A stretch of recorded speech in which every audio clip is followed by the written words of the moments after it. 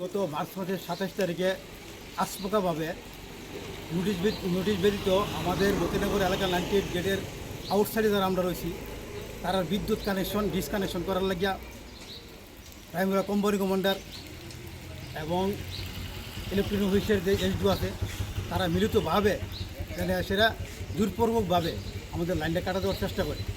তখন আমাদের পঞ্চায়েতের কিছু সদস্য ছিল, আমাদের গ্রামের কিছু মহিমপুরবী ছিল, আমরা তখন বাধা দিই। বাধা দেওয়ার পরে আমাদেরকে আমতুলি থানার ওসির দ্বারা 1 তারিখ পর্যন্ত সময়সীমা বাধ্যা দেওয়া হয়েছে। 1 তারিখের পরে আমরা লাইনগুলো কাটা দেব। এর মধ্যে জিতেন চৌধুরী বিরোধী দলনেতা সুদীপ রায় বর্মন স্পটে তারা দেখতে আইছে, তারা সবাই দেখতে আইছে, আমরা কারো লাইন ইনভাইট করে আনছি না। এই রমজান মাসের মধ্যে রোজা মাসের মধ্যে লাইনগুলো কাটিয়ে দিয়ে দেবো অতগুলো পরিবারের 80-90টা পরিবারের এই দুঃখ বেদনা তারা আইসার স্পটে দেখছে।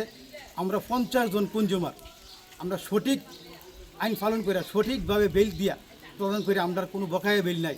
আমরা 50 জন কনজিউমার আমরা কারেন্ট বিল দিয়ে যাচ্ছি। এখানে এই বিষয়টা বিধানসভার মধ্যে উঠছে, মাননীয় মুখ্যমন্ত্রীর ঘুষুরে গেছে কথাটা জেলা প্রশাসকের থেকে। মাননীয় মুখ্যমন্ত্রী বলছে জেলা প্রশাসক থেকে তাই তথ্য দেওয়া হয়েছে, গোয়েন্দা বিভাগ থেকে তাই তথ্য দেওয়া হয়েছে যে আমরা 15টা লাইন শুধুমাত্র 15 জন কনজিউমার আমরা বৈধ কারেন্ট জ্বালি, আর বাকিগুলো হুক লাইন জ্বালি। এখানে হুক লাইন জ্বালার কোনো প্রশ্নই নেই, অপশানই নেই, যেহেতু এখানে কেবল লাইন করা হয়েছে, কেবল লাইন করা আছে। আমরা মাননীয় মুখ্যমন্ত্রীদের সবিনয় অনুরোধ রাখছি যে আমরা যে কোনো ডিপার্টমেন্ট ইলেকট্রনিক ডিপার্টমেন্ট থেকে এবং আরকা দপ্তর থেকে আমাদেরকে জাস্টিফাই করা হোক, সার্ভে করা হোক। আমরা 50টা কনজিউমার আমরা লিগেলভাবে বিল পরিশোধ করে আমরা কারেন্ট কন্টিনিউ জ্বালতেছি। আমাদের দাবি এইটাই থাকবো যে আমরা নিপীড়িত মানুষ